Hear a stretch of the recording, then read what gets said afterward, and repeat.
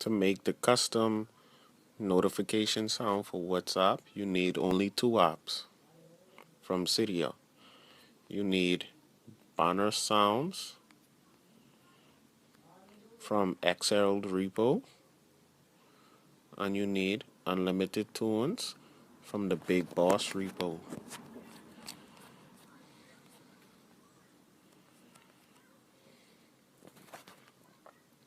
Unlimited tones. Both are free. Go to sources, add xrepo.xl.com slash and Big Boss repo.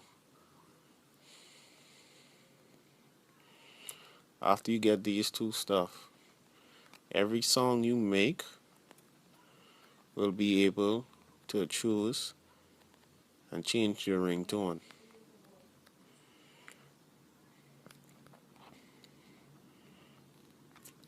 And banner sounds lets you customize your own notification sound by choosing one of your ringtones.